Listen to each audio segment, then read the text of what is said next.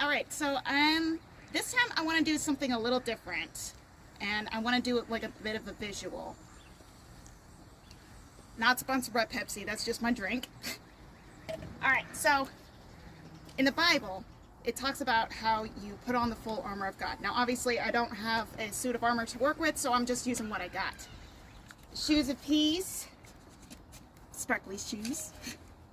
All right, and I don't exactly have other parts of the armor of God, but for now, I'm just gonna use my jean jacket because it's quick and easy.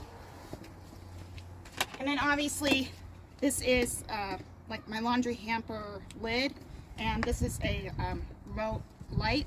But this is gonna be my shield, my sword. And the thing that I wanted to discuss is what it means to be still. When God tells you to be still and know that I am God and that God will fight your battles. So when you have the full armor of God, you have like a resting position. I visualize working something like this. You got your shield up and your sword out so that any onslaught that comes your way gets jammed by the sword. This is the resting position when you're being still and letting God do his thing.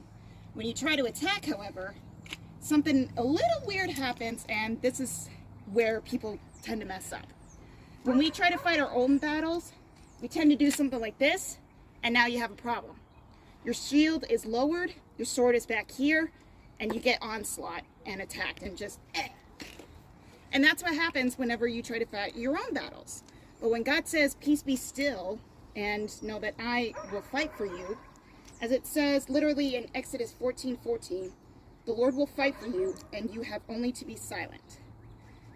Now the word used is silent, but in this situation we'll treat silent and still as similar enough to work, because in that situation it was the Israelites when they were leaving Egypt, and I believe, if memory serves, this was around the time when before the parting of the Red Sea, when the Egyptians were about to attack the Hebrews.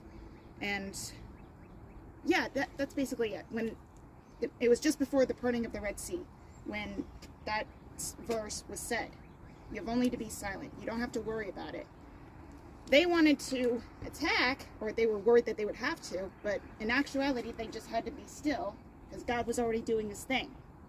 The sword of the Spirit is always aimed forward, because he goes ahead of you. So all you got to do is sometimes is just be still like this, and the sword cuts through